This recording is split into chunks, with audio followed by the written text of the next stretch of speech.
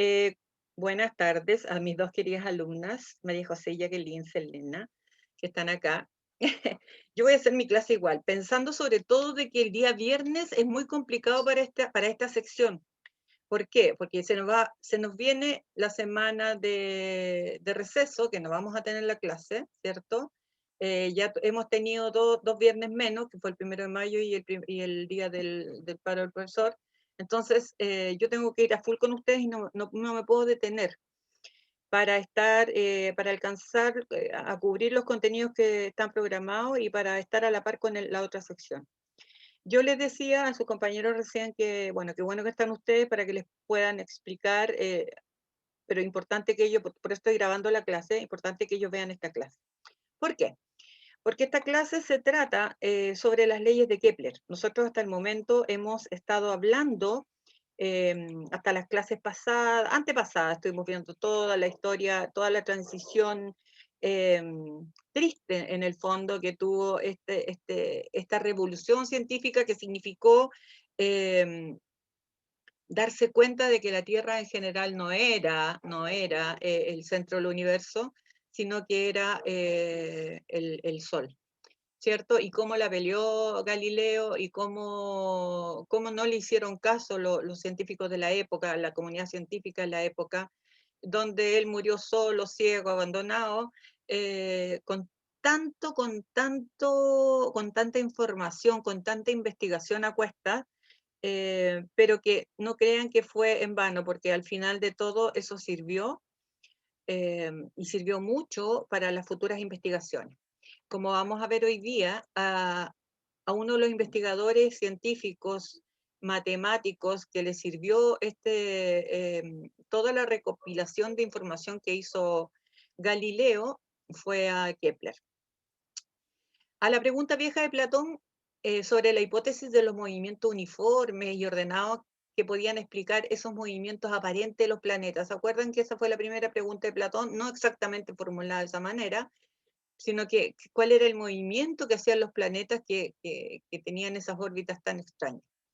Entonces, ante todo las investigaciones que hizo Galileo y toda su recopilación de información de Galileo, esto es recogido, como les digo, por Kepler, y toda esta vieja teoría de la teoría geocéntrica ya pierde sentido, pierde significado ante la nueva ciencia de Galileo, se habla. En el siglo XVII, una nueva preocupación se manifiesta en dos problemas críticos de la física. O sea, ya cuando se sabe o cuando se especula que en realidad el Sol es el centro del universo y que son los planetas los que se mueven alrededor del Sol, y también que la Luna se mueve alrededor de la Tierra y que los planetas algunos tienen sus respectivos satélites que también se mueven alrededor de ellos, la pregunta que empezó como a formularse dentro de la comunidad científica fue qué fuerzas actúan sobre los planetas para explicar que se muevan de la manera que lo hacen. ¿Y cómo han de explicarse esos efectos observados de la gravitación terrestre ahora que la doctrina aristotélica ha fallado? O sea, ya pasó a la historia todo lo que decía Platón, Aristóteles y todo el séquito de grandes pensadores y que contribuyeron mucho también a la astronomía en la Grecia antigua. Y aparece entonces relevante este caballero con una frondosa peluca, porque no era su pelo natural, sino que en ese tiempo ellos usaban peluca, Isaac Newton, científico inglés, que fue un físico, fue filósofo, teólogo, inventor, alquimista y matemático inglés. Él las hizo todas. Este caballero salió del colegio a los 18 años, a los 17 tiene que haber salido, y a los 18 años ingresa a la Universidad Trinity College en Cambridge, que es una universidad que queda en Inglaterra, y ese es Trinity College, una de las universidades más famosas, así como Oxford también. Trinity College en Cambridge es una universidad donde y es famosa porque además estudió y trabajó ahí Newton. No sé si alcanzan a ver a esa bella persona que está parada ahí al medio, que soy yo, porque tuve la gran oportunidad de conocer ese país y conocer esa universidad que no me la iba a perder por nada del mundo. Ay, sí, profe. Y aquí al Qué ladito, ahí linda, hay un árbol. profe. Sí, y aquí al ladito, al lado de acá, hay un árbol chiquitito que dicen que es el árbol donde Newton vio caer la manzana, pero son leyendas. Ah, qué lindo. Entonces, a los 18 años, Newton entra a Cambridge a estudiar y ya a los 26 años, o sea, después de 8 años que estudió, ya era nombrado profesor de matemáticas de esta misma universidad. Él escribió un libro que se llama Los Principia, donde describe la ley de la gravitación universal y establece las bases de la mecánica clásica, mediante las leyes que llevan su nombre. Aquí un paréntesis. La mecánica clásica es toda la que nosotros conocemos y estudiamos en el colegio, si es que nos acordamos un poco de lo que estudiamos en el colegio, cuando vimos aceleración, cuando vimos velocidad, cuando vimos distancia, cuando veíamos el tiempo, cuando calculábamos lo que se demoraba un vehículo en llegar a cierto lugar, si iba a tal velocidad. Bueno, todo eso es mecánica clásica. Y toda la mecánica clásica fue establecida por Newton, pero en función de las investigaciones hechas por Galileo. Aquí el que se lleva la mayor contribución es Galileo. Galileo es el padre de la física, acuérdense, Galileo es el padre de la ciencia. Pero Newton se basa en los estudios de Galileo para establecer una ley que lo posiciona como el mejor y mejor de los científicos, que es la ley de la gravitación universal. Pero veamos, él además de esta ley de gravitación universal que vamos a ver enseguida, estudiaba de todo. O sea, no sé por qué la gente en ese tiempo tenía tanto tiempo de estudiar.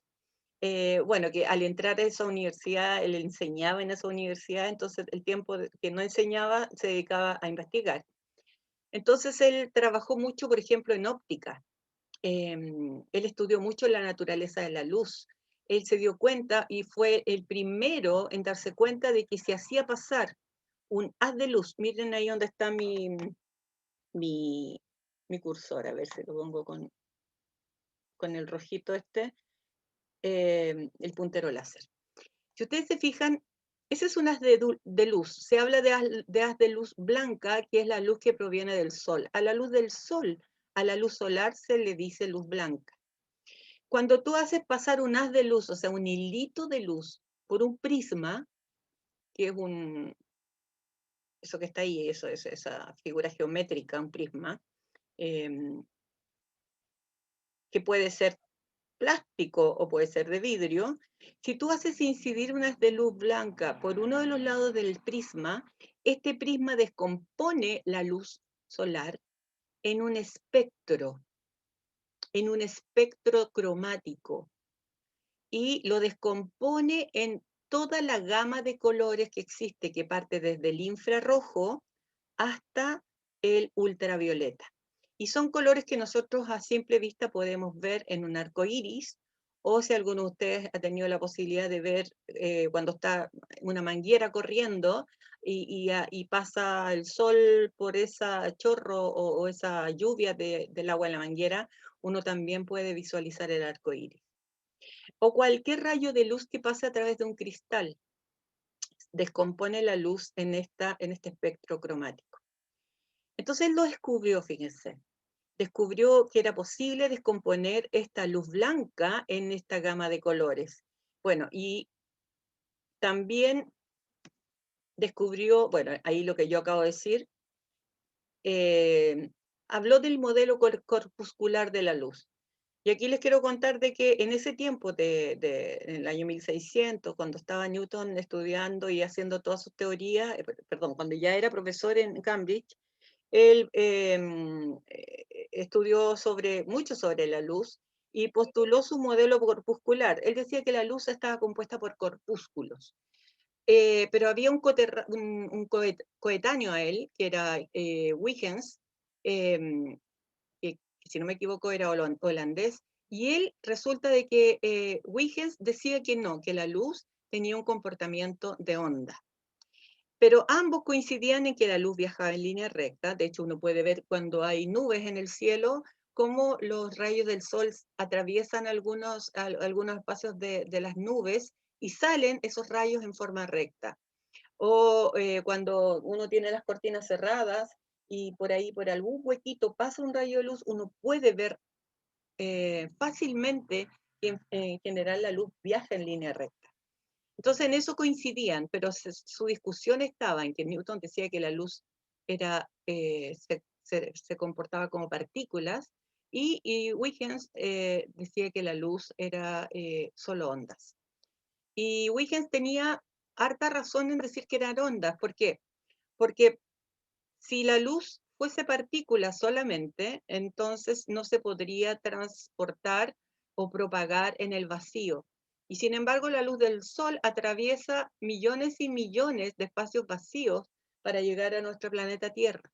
Si fuera solamente corpúsculo, no podría hacerlo.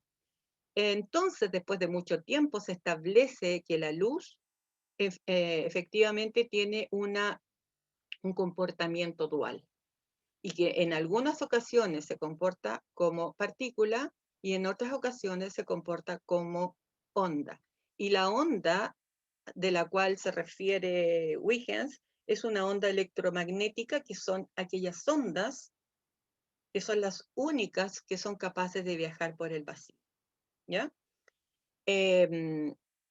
Bueno, sigamos con las contribuciones de Newton. Newton también desarrolló, junto con otro matemático, Leibniz, el cálculo integral y diferencial. Y este cálculo integral y diferencial fue el que hizo posible que él pudiera formular las posteriores leyes de la física. También estudió mucha matemática y contribuyó al teorema del binomio. Estudió también los fenómenos térmicos.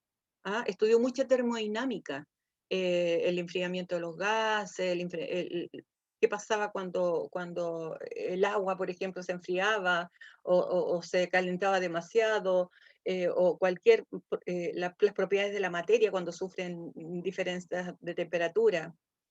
Estudió también sobre la velocidad del sonido del aire.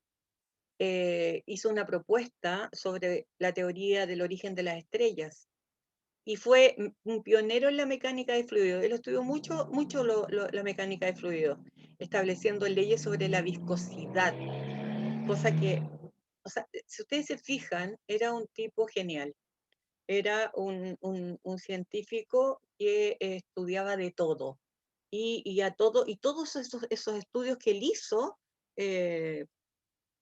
contribuyeron mucho a la ciencia, ¿ya? Pero es reconocido principalmente por sus contribuciones a la gravitación del universo. Porque esto, uno dice ya la gravitación universal, ¿no? Qué choro.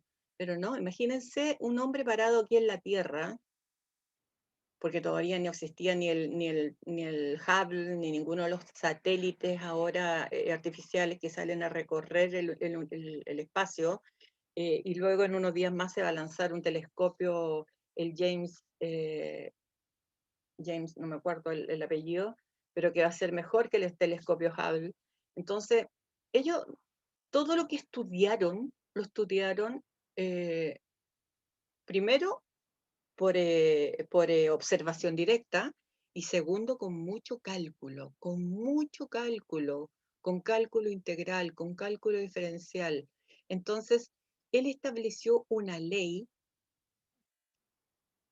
y su ley lo que dice, en el fondo, predijo, es como para decírselos de otra manera, el equilibrio del universo. ¿Por qué un planeta no se cae? ¿Por qué la Luna no choca con la Tierra? ¿Por qué el Sol no atrae a todos los planetas si el Sol tiene una masa tan grande y tiene una fuerza de gravedad tan grande? Porque existe un equilibrio de fuerzas en el universo. Y él descubrió una ley de la gravitación universal. Y esa es la grandeza que tiene Newton.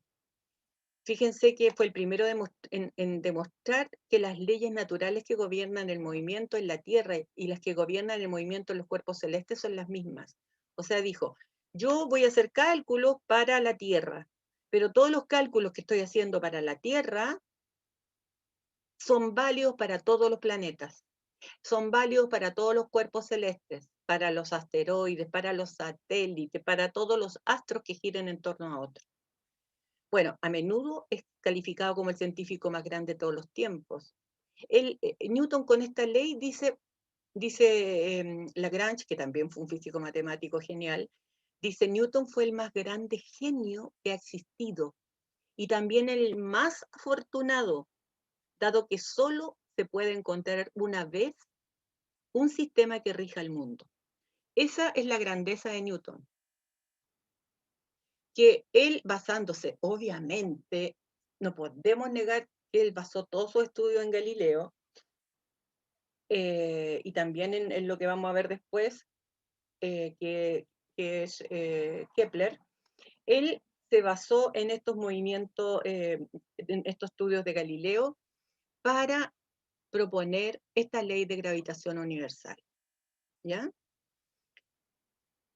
Y la ley de gravitación universal dice lo siguiente, dice que todos los cuerpos, a ver, ya, más rapidito, se me adelantó y ahora no se me quiere. Bueno, pero esto es lo que dice la ley de la gravitación universal. Dice que dos cuerpos se atraen con una fuerza directamente proporcional al producto de sus masas e inversamente proporcional al cuadrado de la distancia que los separa. O sea, él está hablando, aquí no le hagan caso ni a esa figura, ni a esa flecha, ni a ese signo, porque esos son vectores. La fuerza gravitacional, en el fondo, lo que me dice es que los cuerpos son atraídos por sus masas, ¿ya? Que la fuerza es directamente proporcional al producto de las masas de los cuerpos que estamos estudiando y es inversamente proporcional al cuadrado de la distancia que los separa. A ver, volvamos una atrás. Aquí está como la explicación. Bueno, él se basa en las leyes de Kepler, que vamos a ver a continuación, sobre el movimiento de los planetas, ¿ya? Y él establece que los cuerpos, por el simple hecho de tener masa, por ejemplo, yo tengo la Tierra, y aquí hablamos del principio de acción y reacción, la Tierra ejerce una fuerza de atracción. Esta que está con celeste es la fuerza que ejerce la Tierra sobre la Luna, ¿ya? Y la Luna ejerce una fuerza sobre la Tierra, que es igual y contraria, actúan sobre la misma línea de acción, son iguales en magnitud, miden lo mismo esas fuerzas, a pesar de que los cuerpos son diferentes, que tienen distinta masa, pero actúan en sentido contrario, una para allá y la otra para acá. Entonces, la ley de la gravitación universal dice que cada cuerpo ejerce una fuerza sobre el otro, de igual módulo. Esa fuerza mide la misma que acá. Dirección. La dirección de las fuerzas es la misma. Actúan sobre la misma línea de acción. Esa es la dirección. La misma línea de acción. Pero de distinto sentido o de sentido contrario. Una actúa hacia un planeta o hacia un astro y la otra actúa hacia el otro astro. Entonces ustedes dirán, ya, pues si son esas fuerzas, ¿por qué nos chocan? Bueno, porque por el lado de acá hay otro planeta que también atrae a la Tierra y por el lado de acá también hay otros planetas que atraen a la Luna. Por eso que en el fondo lo que hace Newton es establecer como una ley del equilibrio universal, ¿ya? Que es la ley de la gravitación universal. Ahora, F en esta relación es la fuerza de gravitación, por eso aparece con una Y chiquitita, que es el valor de la fuerza gravitatoria, y se mide en Newton. Y aquí yo hice un paréntesis, porque ustedes saben lo que es el SI, saben lo que significa SI, porque dice su unidad de medida en el SI es el Newton. ¿Saben por qué dice eso? ¿Han escuchado hablar sobre el ¿Sistema SI? internacional o no, profe? Muy bien, porque es el sistema internacional. Y el sistema internacional ¿Saben lo que es el sistema internacional? Ese que está ahí. Es como el que rige como la... Así como que pise a 3,14. Las medidas. Las Eso. medidas, las unidades de medida. El sistema internacional de unidades es un sistema donde están todas las magnitudes estandarizadas. ¿Por qué? Porque antiguamente las magnitudes eran, dependiendo del país donde se vivía, eran las magnitudes que usaban. Y no eran estandarizadas. Por ejemplo, en la mayoría de los países se utilizaba el cuerpo como unidad de medida. Se utilizaba el brazo, la cuarta, la pulgada, el pie, el codo, ¿se fijan? Entonces, el paso. Entonces, eran unidades que cada país inventaba, que podía ser la del cuerpo, o, no sé, un almud, que era una cosita de madera. Entonces, cuando empezó, ¿cómo? Las cabezas. Las cabezas, o sea, cualquier unidad del cuerpo podía ser una unidad de medida, pero no eran estandarizadas porque iba a depender de la persona. Entonces, cuando empezó el comercio, empezaron a descubrirse los continentes, empezó la navegación y empezaron a comercializar y a estar en auge todo el comercio, se dieron cuenta que no podían comprar con las mismas unidades. Y bueno, y esto sucedió por muchos años, por muchos siglos en realidad. Y recién en el año 1960 se establece el Sistema Internacional de Unidades. Porque uno de los sistemas predominantes hasta el día de hoy es el sistema inglés, donde se miden en pulgadas, inch, en pie, foot, ¿se fijan? Entonces, porque la mayoría de lo que es instrumento o herramientas están en unidades del sistema inglés.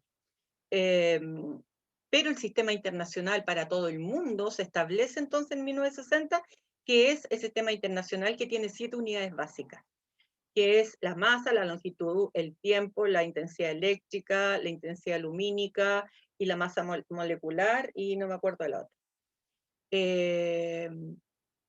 Y nosotros, para nuestras magnitudes, usamos 3 nomás, que son la masa, que se mide en kilogramos, la longitud que se mide en metros y el tiempo que se mide en segundos. Esas son las unidades y las magnitudes en el sistema internacional. Bueno, estábamos hablando de la fuerza. Bueno, y el newton es una unidad, es una magnitud derivada. Las derivadas son las combinaciones de metro, kilogramo, segundo. Las unidades cuando se combinan entre sí pasan a ser derivadas. Y la fuerza se mide en newton justamente porque Newton es el padre de el que inventa esta fuerza gravitacional, ¿ya? G, que es esa G que está ahí, es la constante de gravitación universal y no depende de los cuerpos que interaccionan, fíjense. Es un valor constante y ese valor constante es 6,67 por 10 elevado a 11 a menos 11 newton por metro cuadrado por kilogramo cuadrado.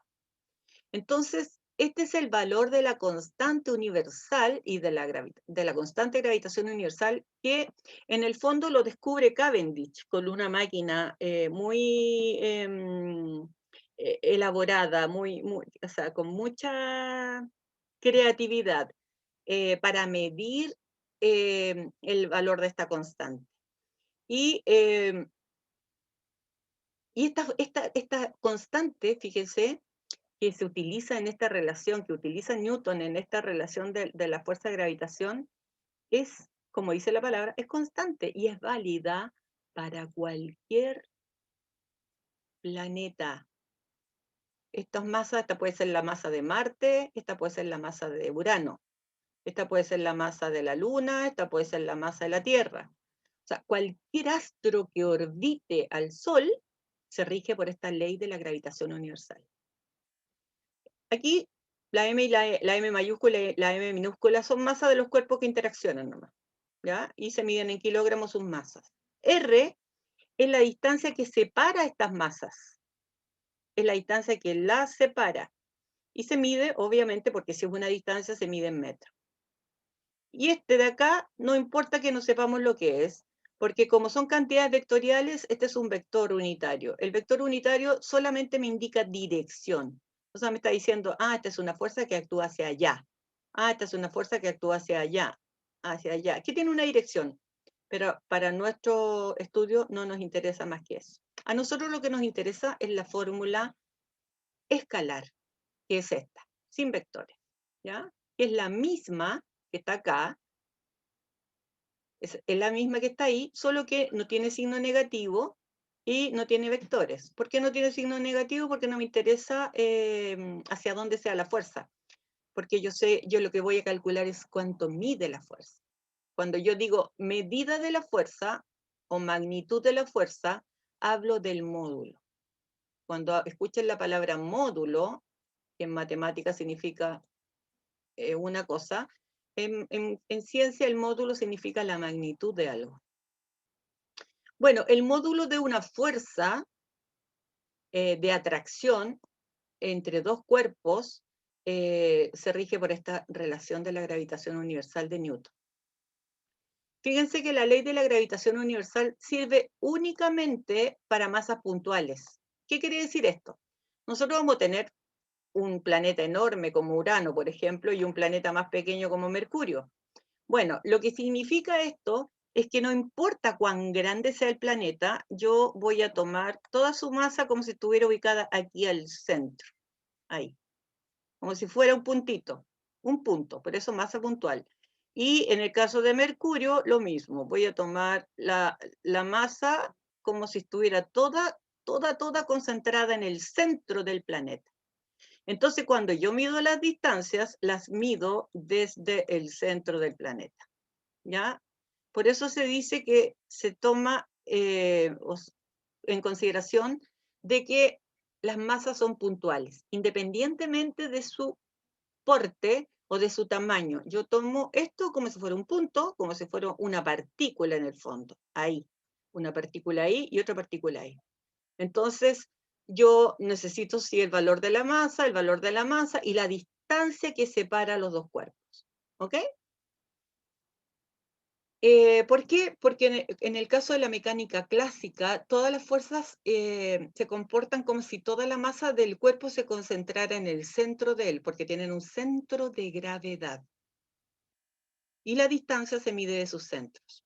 Cuantas más cercanas se encuentran las masas, el módulo de la fuerza gravitatoria es mayor. Y cuanto mayor o menor es el valor de cualquiera de las masas, el módulo de la fuerza provoca, o sea, puede ser mayor o menor respectivamente. ¿Por qué? Porque fíjense acá en esta relación. Cuando yo digo que la fuerza de gravitación entre dos cuerpos es directamente proporcional a las masas, es porque el G está junto con las masas, está multiplicando a las masas. Y cuando yo digo, claro, la fuerza de gravitación o la fuerza con que se atraen dos cuerpos es directamente proporcional a la masa, significa que si crece el valor de la masa, crece el valor de la fuerza. A mayor masa, mayor es la fuerza de atracción, ¿cierto? Y por el contrario, es inversamente proporcional a la distancia. A mayor distancia, o sea, si estos cuerpos están muy separados, ¿qué va a pasar con la fuerza de atracción? Se va a debilitar. Y eso es lo que dice la constante, en el fondo, es una constante de proporcionalidad porque permite establecer esta relación. Ahora, nosotros también somos un cuerpo. También podemos considerarnos como una masa puntual ahí en medio, en el ombligo. ¿Ya? Masa puntual de mi cuerpo ahí en el ombligo, masa puntual de la Tierra acá. ¿Cierto? Y también nosotros nos regimos por las fuerzas gravitacionales. Si yo estoy parada sobre la Tierra, es gracias a la fuerza de gravedad. Si yo me paro en el Ecuador y no me caigo, es por la fuerza de gravedad. Si yo me paro aquí abajo en el Polo Sur, no me caigo porque estoy también sujeta a la fuerza de gravedad. ¿Ya? Entonces yo me puedo parar en cualquier parte del planeta y no me voy a caer, porque el planeta me atrae y yo atraigo al planeta. La fuerza con que la Tierra atrae a cualquier cuerpo con masa, incluidos nosotros mismos, es exactamente igual y de sentido contrario a la fuerza con que los cuerpos atraemos a la Tierra. ¿Qué quiere decir esto? Lo mismo que en el caso de esto de acá, ¿ya? Yo tengo dos planetas o dos astros, o dos masas, hablemos de masas. Dos masas están separadas a una distancia dada y se atraen entre sí. Y se atraen por esta ley, por la fuerza de gravitación universal. En el caso de un cuerpo humano y la Tierra ocurre lo mismo, solo que nuestra masa es tan pequeña comparada con la enorme masa de la Tierra que es como que si no nos moviéramos. O sea, cuando yo salto, vuelvo a caer en la Tierra por efecto de la gravedad. Y la fuerza que yo hago sobre la Tierra está en relación a mi peso. La Tierra me atrae a mí con una fuerza de gravedad. Y yo atraigo a la Tierra con la misma fuerza de gravedad, fíjense. Pero como mi masa es tan inferior, ese movimiento que yo hago cuando salto y llego a tocar la Tierra es imperceptible para la Tierra. Es como si la Tierra no se moviera, porque es demasiado pequeño en consideración a ambas masas. Es despreciable. De acuerdo a la segunda ley de Newton, ¿se acuerdan de la primera ley de Newton? Se las voy a recordar, porque lo más probable es que no se acuerden. ¿Por qué? Porque ustedes no ven física de que estaban en el colegio, ¿verdad? Voy a descartar las anotaciones y voy a hacer algunas anotaciones acá, aquí. ¿Me pueden contestar la pregunta que les hice? ¿Es eso Profe, yo como no me acuerdo. ¿Ya? es como eso de toda acción tiene una reacción o no? Bien, esa es una de las leyes, Mm, ¿ya? Ya, por lo menos te acuerdas de una. Esa es la no, no tercera, me acuerdo. esa es la tercera ley de Newton, La más Jeremías, ¿no es importante. cierto? Ah, sí, Ya, mira, pucha, no puedo escribir aquí, pero, ay, ¿dónde puedo escribir? A ver, no insertar. es de reposo tampoco, ¿cierto? Sí, también, esa es la otra.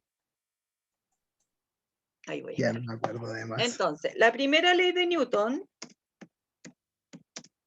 se llama, se las voy a escribir porque esto no es parte de la materia, pero se las voy a escribir para que se acuerden. La primera ley de Newton se llama principio de inercia. Pipio. No, ahí. No, así.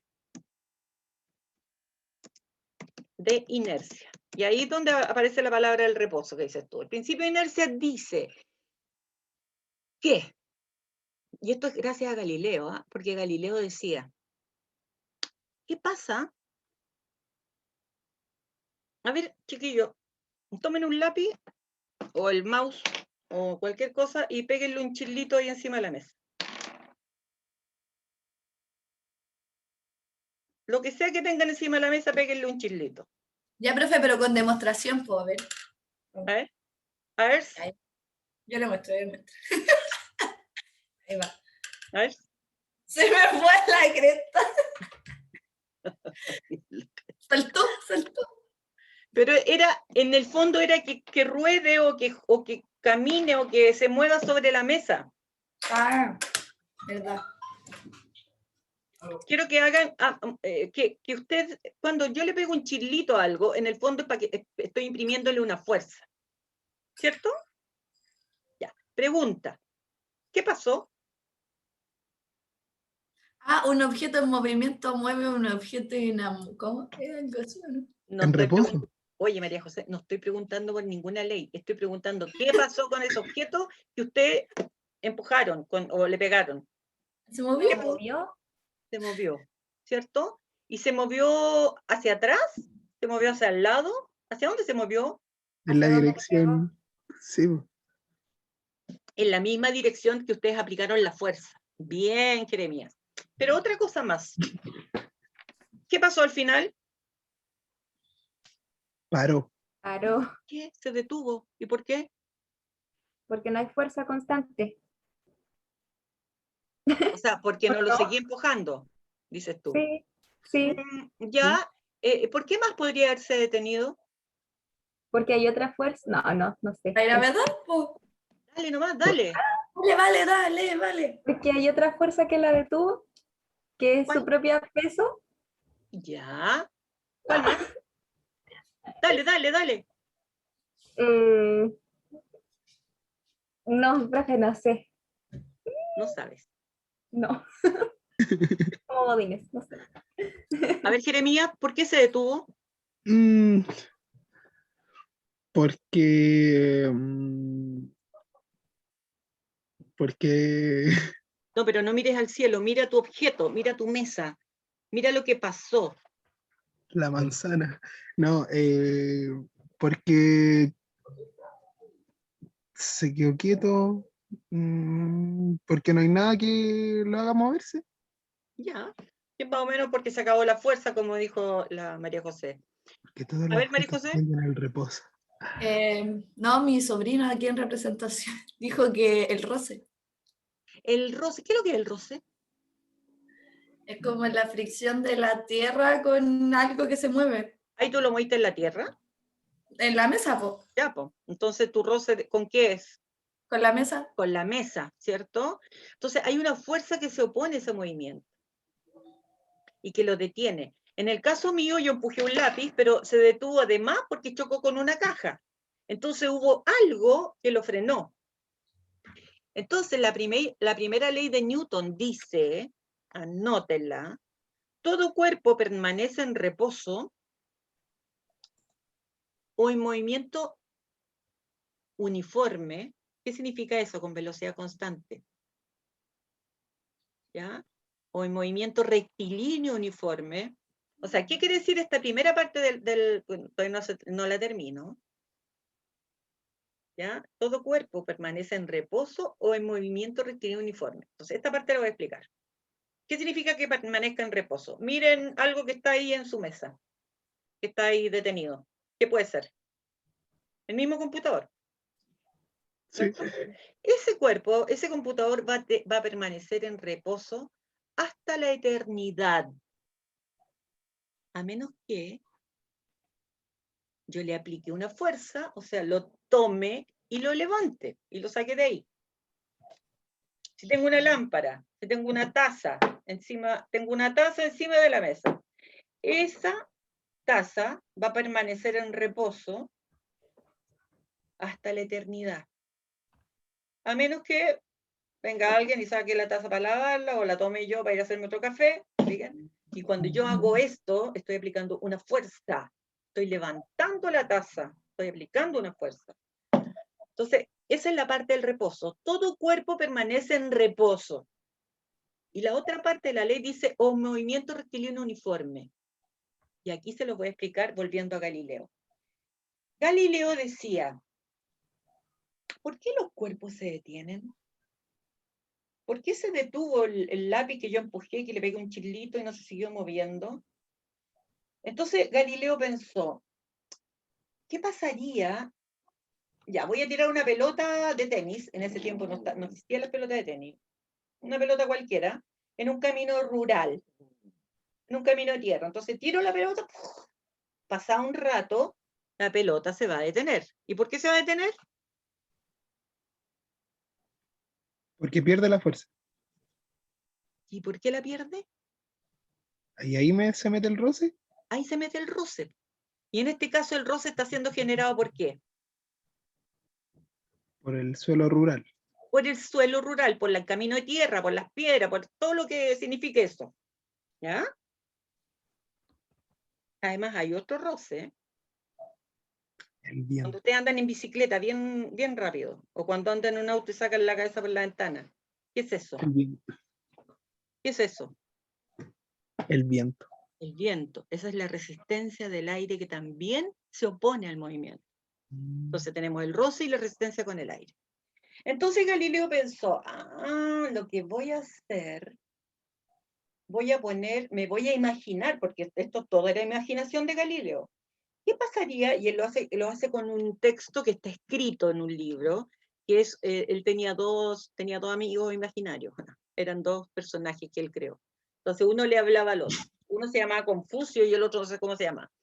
Entonces, ¿qué pasaría si yo tuviera una bolita de acero bien, bien brillosita, le saqué harto brillo, la limpié, la enceré, y tuviera una superficie pulimentada, quizás de acero, que también le saqué mucho brillo, y eso es, no sé, pues mide como 10 cuadras, o 20 cuadras, o 100 cuadras total, era imaginaria.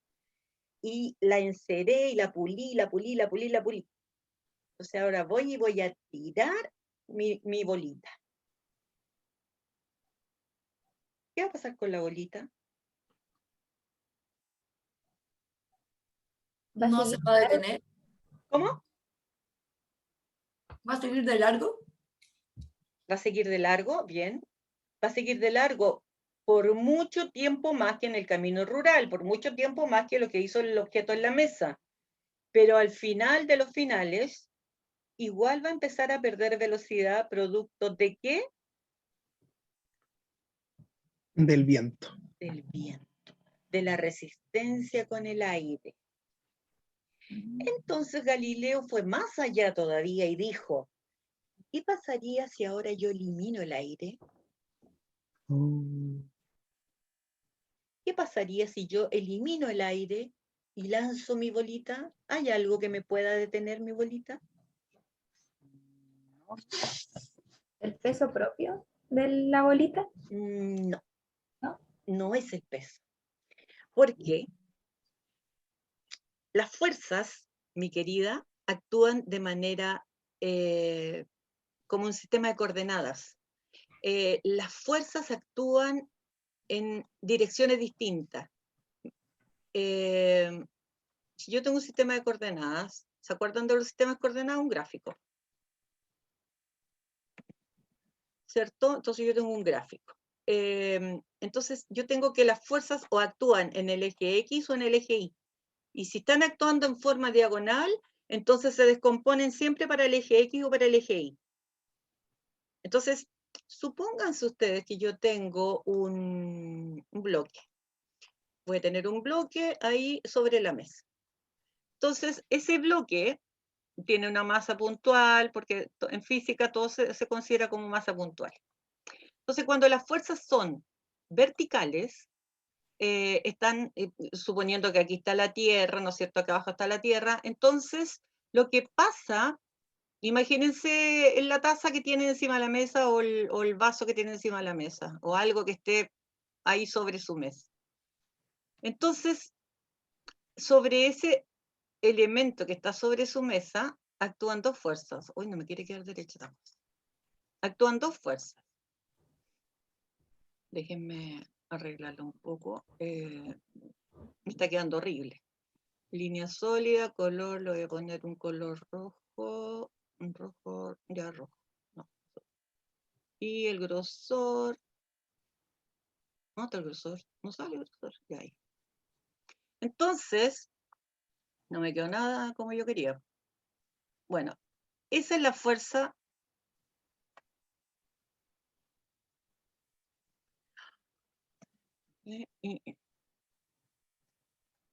Esto tiene que quedar vertical, ¿ah? Me está quedando para el otro lado, pero es vertical.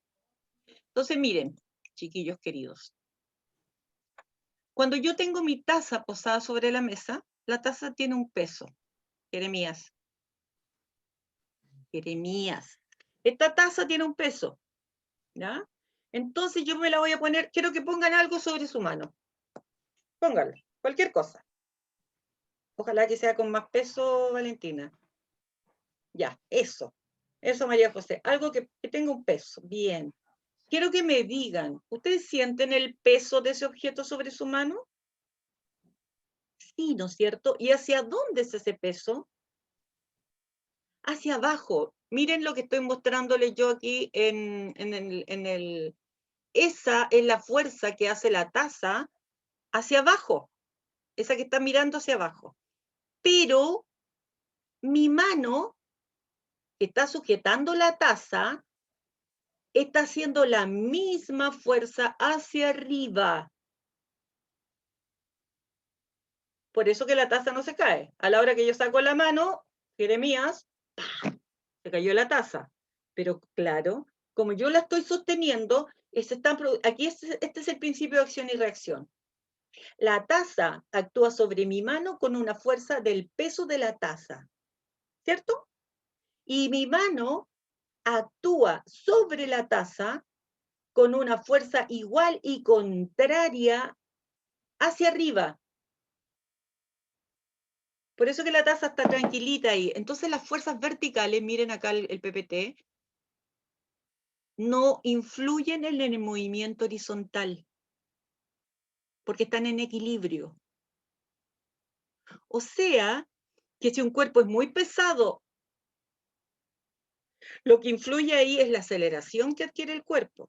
Porque si un cuerpo, yo ponte tú una pelota de plomo, una pelota así de 3 metros, no, de 1 metro de diámetro, y yo la empujo, me va a costar más pararla, pero eso es por la inercia. Ya, volvamos al principio de inercia. Todo cuerpo permanece en reposo o en estado de movimiento rectilíneo uniforme, a menos de que venga una fuerza y lo saque de ese estado de reposo. Si yo tengo una piedra en la montaña, una roca así que está a punto de caerse, bueno, esa roca va a permanecer ahí en la montaña, a punto de caerse, hasta el infinito. A menos que venga un terremoto, ¿cierto? Una fuerza externa, a menos de que venga una grúa, a menos que, no sé, pues un montón de hombres empiecen a patear la roca y la saquen, pero le están imprimiendo una fuerza. Si no, va a continuar en reposo per se. Y volvamos a Galileo. Volvamos al ejemplo de la pelotita de acero con el piso de acero. ¿Qué pasa si le sacamos la resistencia del aire y lancé la pelotita? Seguiría eternamente, Seguiría eternamente, como en el espacio. como en el espacio. Entonces Galileo ya en el año 1600 fue capaz de darse cuenta de eso. Grande Galileo, grande. Entonces, esa es la primera ley de Newton, voy a decirla entera. Todo cuerpo permanece en reposo o en movimiento rectilíneo uniforme, que es lo que le pasa al astronauta si se fue para allá y se le cortó el hilo ese que estaba amarrado a la nave, ¿ya? El astronauta le pudo haber tocó la nave, así, se le cortó la cuerda, pero él había tocado la nave. Principio de acción y reacción. Él tocó la nave, le imprimió una fuerza, la nave le imprimió esa fuerza a él, y él se fue, y se fue, y se fue, y se fue, y voy a dar vuelta al computador para que vean dónde va va por allá. ¿Se fijan? Eso es física. Entonces, a menos que exista una fuerza que lo saque de ese estado de reposo, o lo saque de ese estado de movimiento rectilíneo uniforme. Ese astronauta que se fue, que ya va por allá lejos, va a seguir moviéndose en línea recta hasta el infinito, a menos de que, ¿qué tendría que pasar para que cambiara su dirección? Que chocara con algo más. A menos que choque, po. A menos que venga un asteroide, le saque la porquería al pobre astronauta, ¿cierto? Y lo cambie de dirección y va a seguir viajando hasta la eternidad, pero para otro lado ahora. Por eso que los astronautas tienen que estar amarrados. Bien, ese es el primer principio de inercia. Segunda ley de Newton se llama principio de masa. Que es la que tenemos escrito acá, principio de masa, que dice que F es igual a M por A.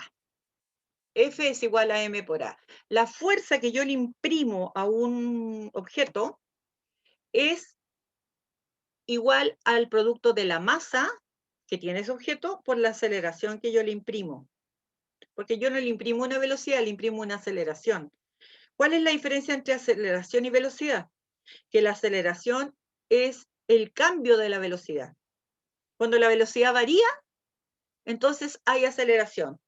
Si la velocidad disminuye, hay una desaceleración o aceleración negativa, pero es desaceleración. Si la velocidad aumenta, entonces hay una aceleración o aceleración positiva. ¿Ya? Entonces, ese es el segundo principio de masa. Y el tercero era el que estábamos contando, que era el principio de acción y reacción, que dice que todo, o sea, si yo imprimo una fuerza, acción y reacción, sobre un cuerpo A, entonces ese cuerpo A imprime la misma fuerza sobre el cuerpo, con el primer cuerpo. O sea, si yo le pego un combo a la pared, ¿por qué me duele? A ver, intenten pegarle un combo a la pared. ¿Por qué me duele? Porque toda esa fuerza que yo puse para pegarle el combo a la pared, esa misma fuerza me la hace la pared a mí sobre mi mano. Acción y reacción. Bueno, esas tres leyes estableció Newton. Y por esta ley que estableció Newton, él pudo darse cuenta de que cuando hablamos de este segundo principio, en el caso ¿qué hiciste, Ana María? En el caso de la fuerza peso, corresponde a una aceleración que se llama G. Y esta G es la aceleración de gravedad, que es 9,8 metros partido por segundo al cuadrado. Todos los cuerpos que están sobre la Tierra están afectos a esta aceleración de gravedad. Entonces, cuando nosotros decimos, es que en la Tierra estamos afectos a la gravedad, por eso. ¿Por qué por qué cuando saltamos volvemos a la Tierra? Por la gravedad. ¿Por qué si estoy en un árbol y piso en falso me caigo? Por la gravedad, ¿cierto? ¿Por qué los desechos de los cohetes cuando quedan en el espacio y vuelven a la Tierra caen? Como los chinos tontos que no supieron dónde iba a caer el cohete, por la gravedad, ¿cierto? Entonces, resulta que esta aceleración de gravedad es la causante de que los cuerpos caigan al suelo. Pero, esta aceleración de gravedad, o sea, por ejemplo, a ver, yo puedo pesar 70 kilos. Mentira, peso más que eso. Puedo pesar 70 kilos y esa es mi masa, ¿cierto? Mi masa. Entonces, la fuerza me atrae a mí con una fuerza peso. Esa fuerza con que la Tierra me atrae a mí se llama fuerza peso. Entonces, cuando, que estoy pesando 70 kilos. Mentira. Mi peso no son 70 kilos. Mi masa son 70 kilos. Pero mi peso es la fuerza con que la Tierra me atrae a mí. ¿Y cómo calculo eso? Así, con esta relación. ¿Cómo calculo la fuerza peso? Entonces, la fuerza peso de una persona y peso se escribe así, peso, va a ser los 70 kilogramos por la aceleración de gravedad, que es 9,8 metros partido por segundo al cuadrado. Entonces yo voy con mi calculadora y calculo eso. Y esa va a ser la fuerza con que la Tierra me atrae a mí. Y también es la fuerza con que yo atraigo a la Tierra, porque acuérdense, yo atraigo a la Tierra y la Tierra me atrae a mí. ¿Y cuál es eso? ¿Cuántos son? ¿Cuántos son? Son 600 y algo newton. Sí, yo pensé que ya lo están calculando. Pues chiquillo, ¿para qué tienen el celular ahí al lado? 70 por 9,8. 686, ¿ven? 686 newton. Esa es la fuerza peso. Esa es la fuerza con que la Tierra me atrae. Bueno, atrae a una persona de 70 kilos. ¿Ok?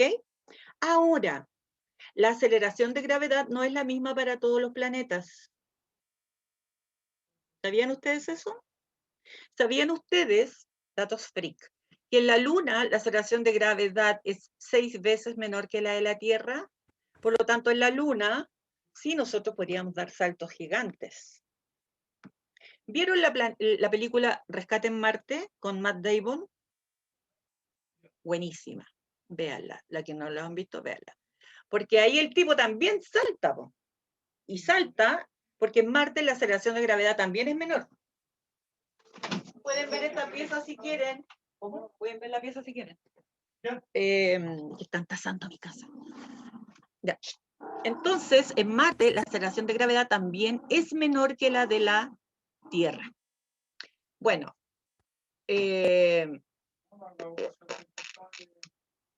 aquí se los voy a poner porque no quiero mostrarles todo esto. Entonces, la aceleración con que la Tierra atrae los cuerpos depende únicamente de la masa de la Tierra y de la distancia a la que se encuentre el cuerpo. Expresada, voy a ponerme audífono, chiquillos, para que me escuchen mejor. Esa es la forma vectorial, pero que no me interesa a mí la forma vectorial, a mí me interesa solamente esta forma, que es la forma escalar, donde yo puedo calcular directamente los datos. Entonces, bueno, yo ya les dije. Profe, Deténgase que se escuchó mal. se escucha un poquito bajo. Como que, no sé, arregles el micrófono. A ver ahí, ahora. Ahí sí. Ahí sí. Gracias Sí. gracias. Entonces, aquí está la pregunta que yo ya les respondí. Pues, ¿la gravedad será la misma para todos los planetas? Yo ya les dije, pues, soy más tonta. Pero miren, veamos un ejemplo. Veamos si es cierto y veamos cuál es el valor de la gravedad en Marte. ¿Ya? Nosotros sabemos, conocemos su masa y su radio, sabiendo que la masa de Marte es 6,42 por 10 elevado a 3 kilos y su radio 3.397 kilómetros. ¿Ya? Por esta vez vamos a trabajar con transformando los kilómetros a metros. Entonces, recordemos que necesitamos la masa de Marte en este caso y su radio. Tenemos la masa, miren ahí donde estoy apuntando, voy a poner el puntero láser. Yo necesito tener este dato, que ya me lo dieron, que es la masa de Marte, 6,42 por 10 elevado a 23 kilos. Necesito conocer su radio, ¿cierto? Entonces tengo que el radio es 3.397 kilómetros, pero lo vamos a tener que transformar a metros. ¿Por qué? Porque la constante de la gravitación universal está dada por esta relación, y esta relación está dada en Newton, en metros cuadrados y en kilogramos cuadrados. ¿Ya? Entonces lo único que tenemos que hacer es, para encontrar G en Marte, es reemplazar estos datos en esta fórmula. Los vamos a ir a reemplazar. Ahí. Si los reemplazamos, voy a tener que escribir G, que es esa cantidad, la constante de gravitación universal, ahí. No lo puse con las unidades, porque todo tiene que estar en las mismas unidades para no escribirlas. Arriba, la masa de Marte, 6,42 por 10 elevado a 23, y abajo escribí la distancia, el radio de Marte, transformado a metro, o sea, por 1000, porque 1 kilómetro son 1000 metros. Todo esto, yo tengo que, esta cantidad, ingresarla a la calculadora, dividirla por esta cantidad y finalmente multiplicarla por esta cantidad y me va a dar esto que está acá. ¿Cuánto me dio finalmente? Me dio 3,71 y 3, metros partido por segundo al cuadrado. 3,71 es la aceleración de gravedad en Marte. Si ustedes se fijan, es una aceleración menos de la mitad que la aceleración de la Tierra, que la aceleración de gravedad de la Tierra. ¿Se fijan? Entonces, de eso tenemos que estar conscientes, de que no todos los planetas tienen la misma gravedad. Y esta relación, que espero que la noten y espero que hayan tomado apuntes de las cosas que yo les dije, la idea es que ustedes la tengan por ahí guardadita para que después podamos hacer otros cálculos. ¿Ya? Voy a hacer un cambio de PPT.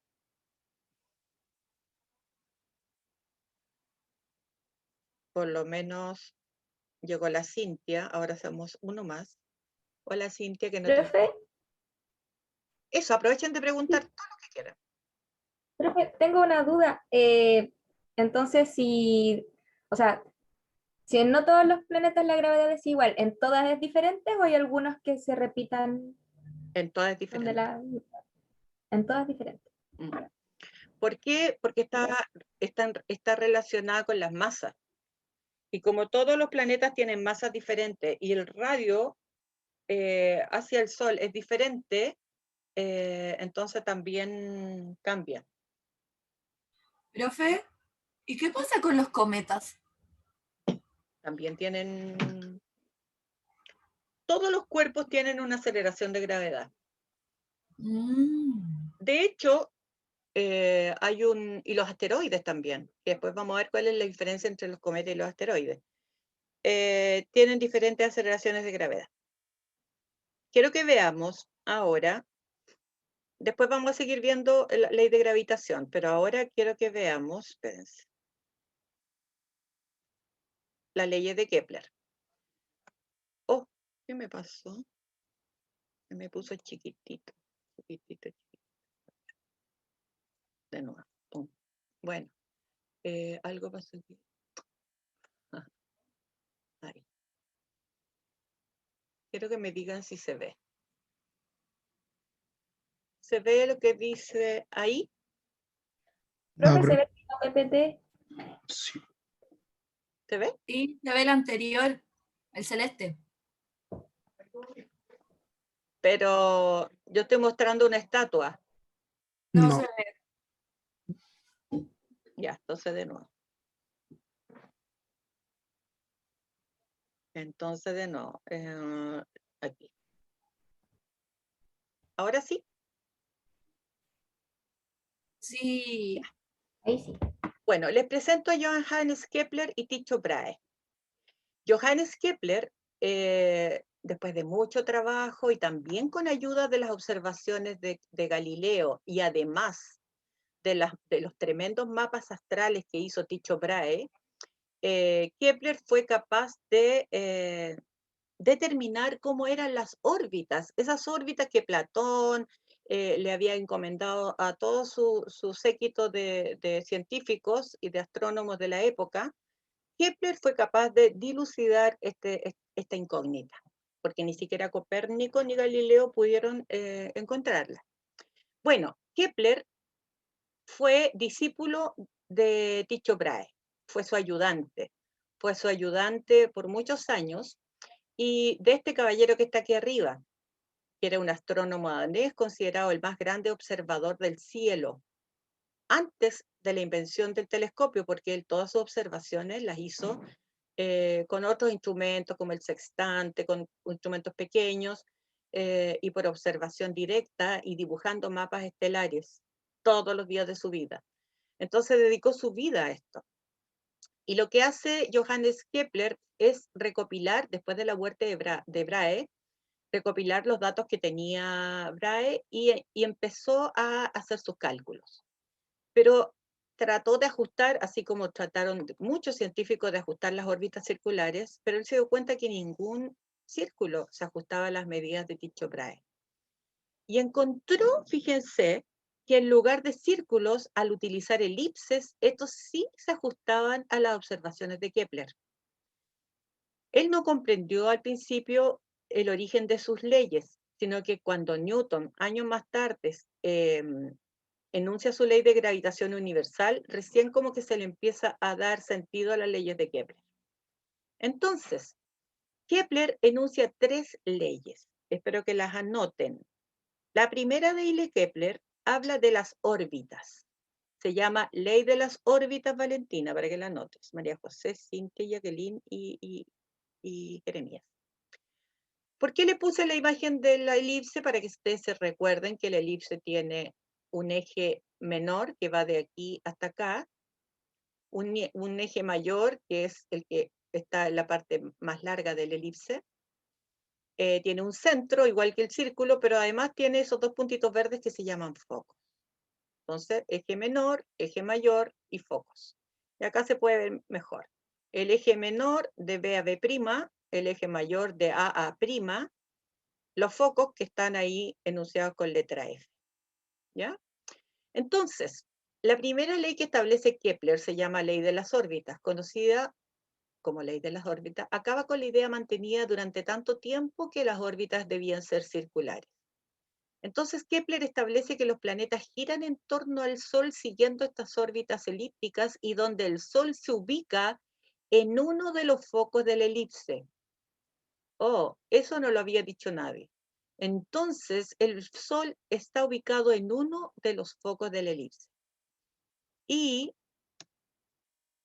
habla de la excentricidad de una elipse. Yo les voy a contar en palabras simples qué es lo que es la excentricidad, porque tampoco es la idea que la calculemos ni nada de eso. Mientras más alargada es la elipse, mayor excentricidad tiene. Mientras más cortita es la elipse, o sea, mientras más parecida a un círculo, mientras más redondita la elipse, menos excentricidad tiene. ¿Ya? Entonces, aquellas elipses que son bien achatadas son más excéntricas. Por eso que costó tanto encontrar las órbitas. ¿Por qué? Porque la mayoría de las elipses, o sea, las órbitas que tenían los planetas eran de una excentricidad muy pequeña. Tan pequeñas que se podían considerar a nivel práctico como círculos descentrados. Espérense, voy a cerrar la puerta.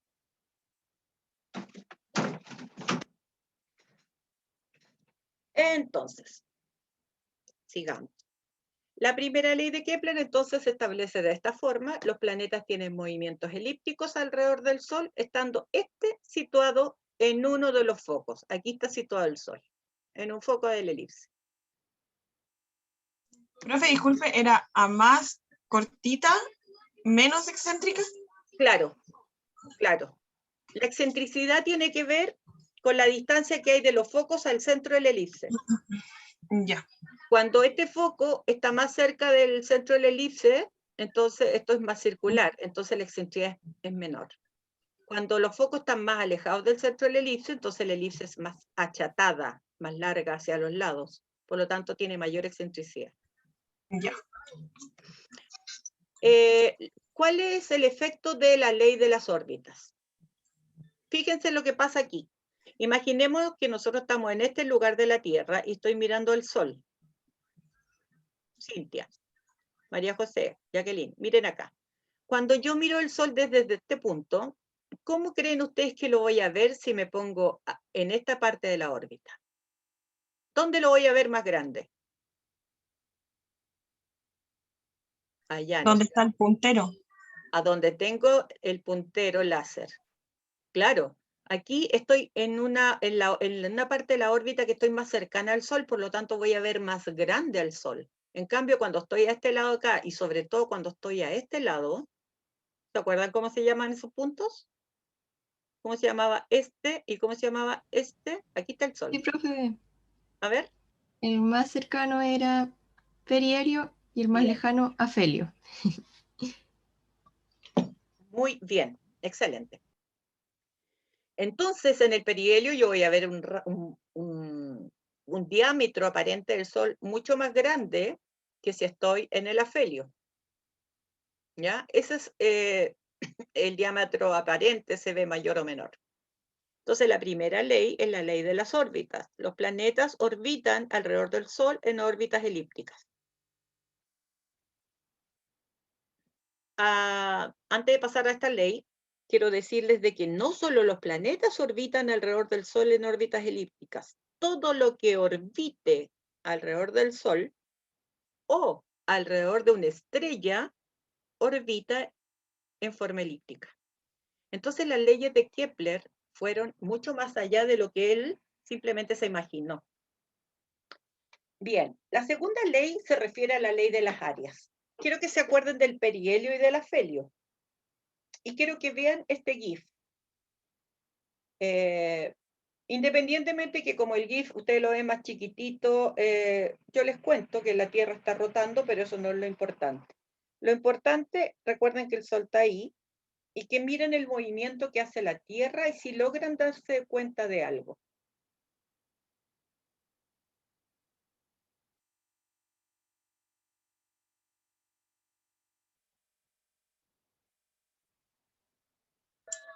que la Tierra avanza más rápido cuando está cerca del Sol. En Cuando el pasa- perihelio, Exacto. Cuando pasa por el perihelio, la velocidad de la Tierra aumenta. Y cuando va por el afelio, la velocidad de la Tierra disminuye. No teníamos idea de eso, ¿cierto? ¿Por qué sucederá eso?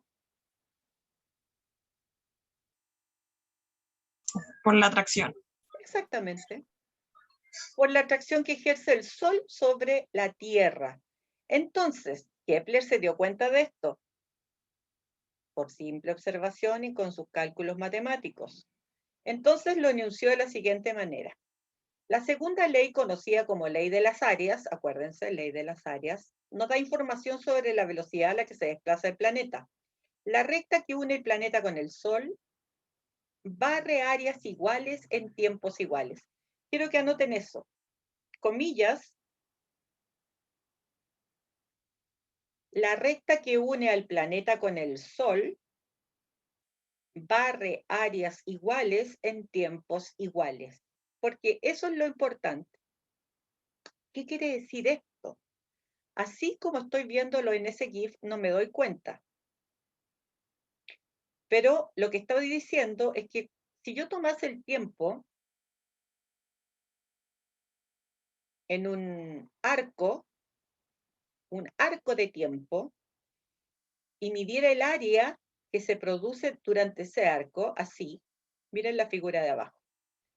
Supónganse que esto ocurre en un mes. El desplazamiento del Sol acá ocurre en un mes. Entonces, si yo mido esta área, tomando el Sol como vértice o como centro, y la comparo con el movimiento que hizo la Tierra en otro mes, bueno, el área que barrió durante ese mes es igual al área que barrió durante este otro mes, y es igual al área que barrió durante este otro mes. ¿Se fijan? Por eso dice que el área, que la recta que une el planeta con el Sol barre áreas iguales en tiempos iguales. Y esto ocurre justamente porque el planeta pasa más rápido acá. Entonces, esto sugiere la presencia de una fuerza que permite al Sol atraer a los planetas, tal como descubrió Newton años más tarde. Eso no importa porque no es lo importante. Lo importante es que ustedes se den cuenta, en el GIF también se ve, en el fondo lo que está mostrando este GIF, que todas estas áreas son iguales. Aquí es más rápido, ¿se fijan? Esos tiempos son los mismos, los tiempos. Pueden ser meses, pueden ser 2 meses, 3 meses, pero el tiempo, en tiempos iguales, barre áreas iguales. Y eso es lo que descubre Kepler, la ley de las áreas. Y él entonces descubre que si la Tierra, al pasar más cerca al Sol, aumenta su velocidad. Entonces, ahí está la segunda ley ahí está la segunda ley de Kepler. El efecto es que la velocidad con que se mueve la Tierra alrededor del Sol no es constante, sino que varía. Y es mayor la velocidad cuando está en el perihelio y es menor la velocidad cuando está en el afelio. Y esto tiene una consecuencia. La consecuencia es que la duración de las estaciones en ambos hemisferios son diferentes dependiendo de dónde se encuentre el Sol.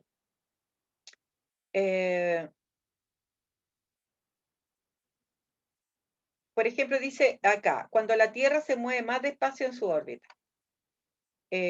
Dice acá, por ejemplo, el verano en el hemisferio norte, dura más que el verano en el hemisferio sur.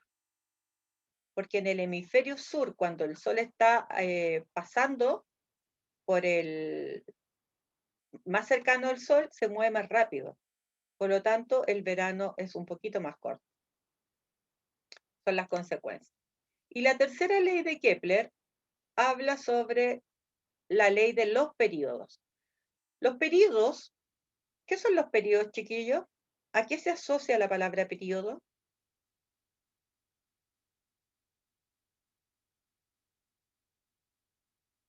Al tiempo. Excelente. Tiempo. Periodo es tiempo. ¿Cuál es el periodo que tarda la Tierra en dar una vuelta al Sol? 365 días. 365 días, ¿cierto? Un año, lo puedo llevar a hora, lo puedo llevar a minutos, lo puedo llevar a segundos. Pero eso es, un año, 365 días. Kepler hace esta relación de la ley de los periodos, así se llama esta ley. Él dice que establece una relación que dice que el cuadrado de los periodos, esa relación se puede enunciar así como está acá.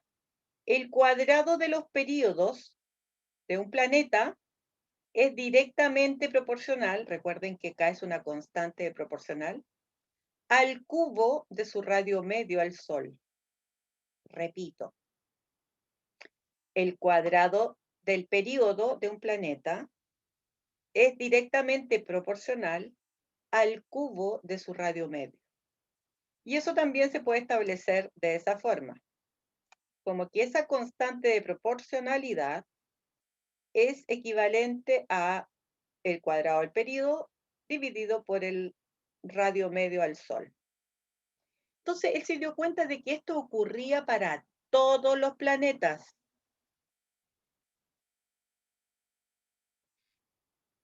Si ustedes miran esta figura, este GIF, ¿cuál de los dos planetas tiene mayor periodo?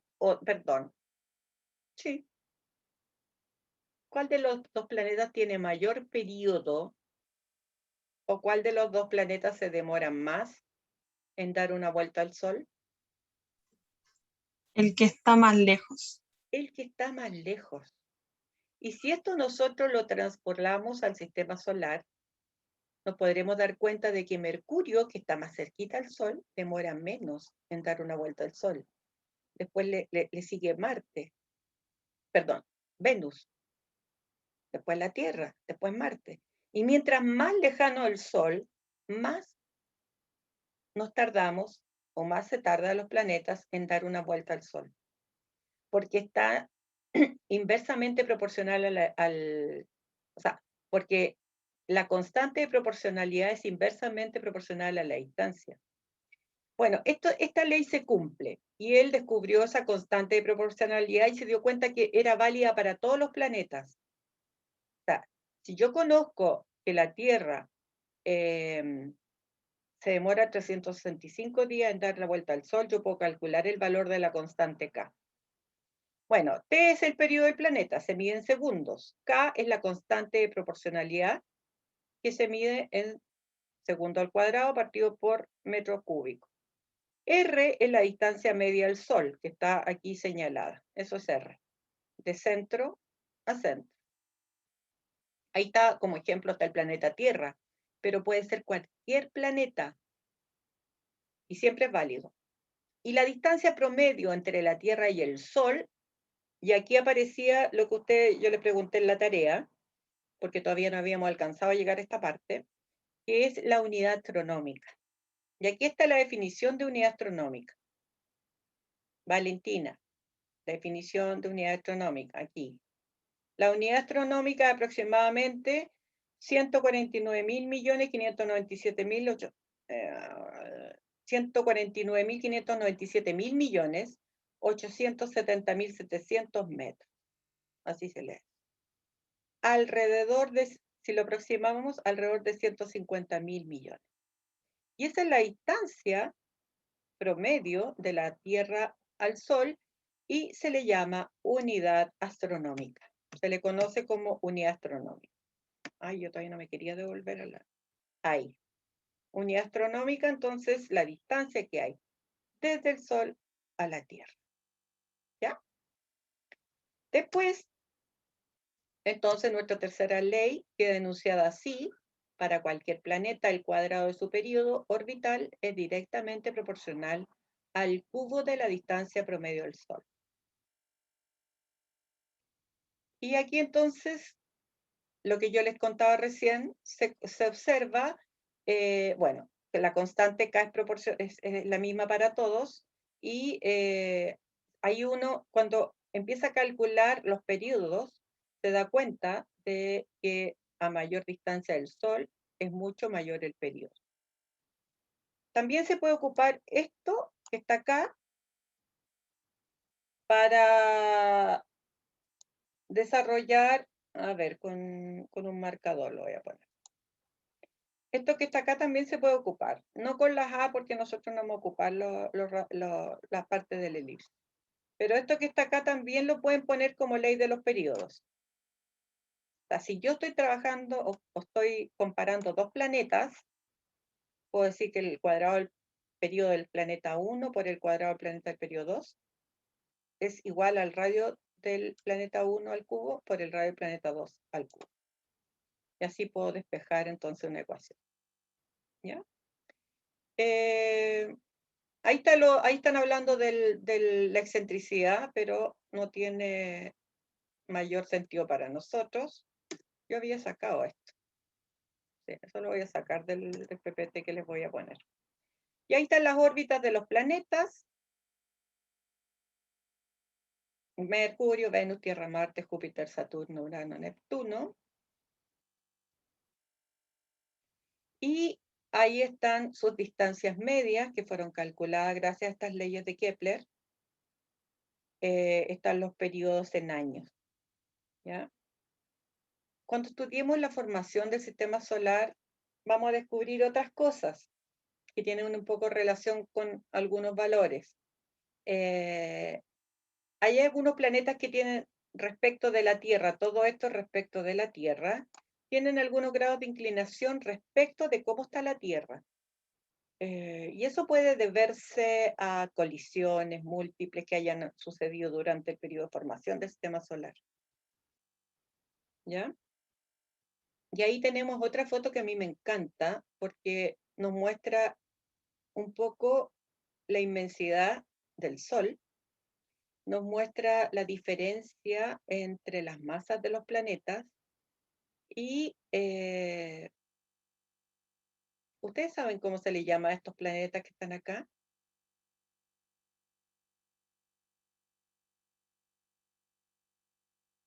¿Alguno de ustedes ha escuchado alguna vez cómo se les llama? Profe, No. lo dijimos en la clase pasada, pero ya se me olvidó. ¿Exoplaneta? ¿O nada que ver? No. Planeta. ¿Cuánto me dio que Gigantes. ser? ¿Ah? Planetototes. Planetotote. Planetas gigantes.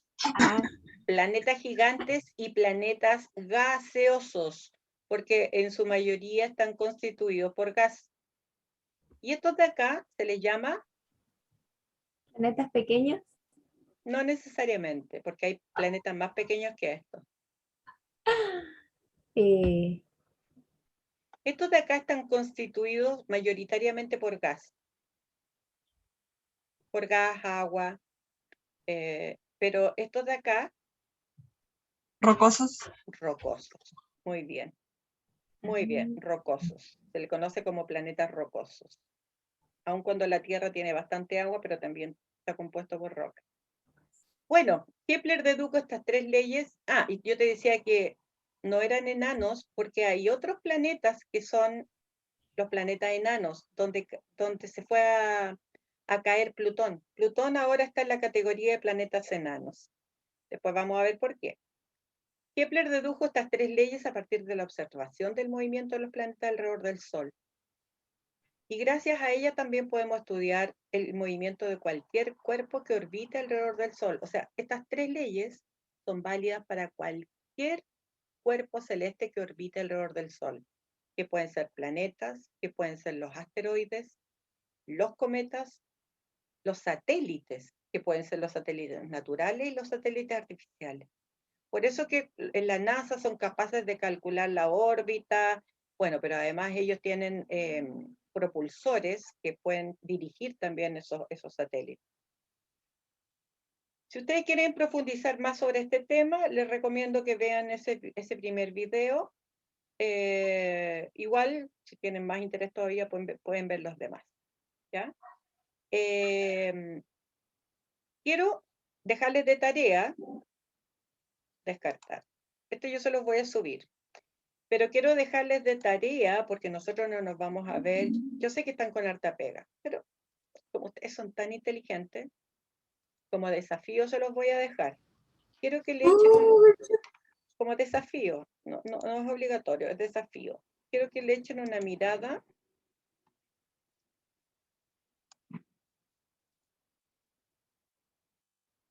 ¿Se ve? Unos links, profe, pero no se ve el video. Se sigue ya. viendo el PPT. Ya, entonces se siguen viendo los links de antes. Entonces, era esa. Lo que pasa que yo aquí, en el PPT de Newton,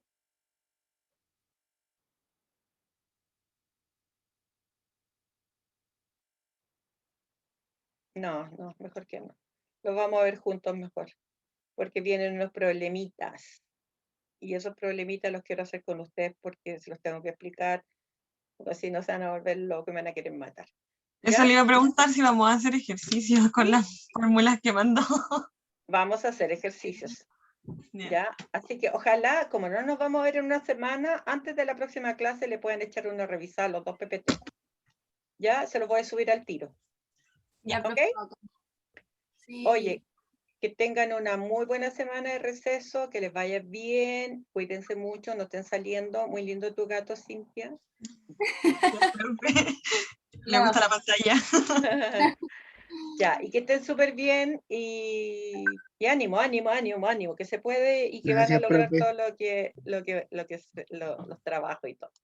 ¿Ya? Gracias, profe. Profe. Mucho cariño y gracias por venir a mi clase. No, también. Chao, profe, gracias. Chao, Chaito, chao. profe. Chai. Chao. Voy a Adiós. subir también la grabación para sus compañeros. ¿Ah? Ya, bacancito. Ya. Chao, chao. Chai.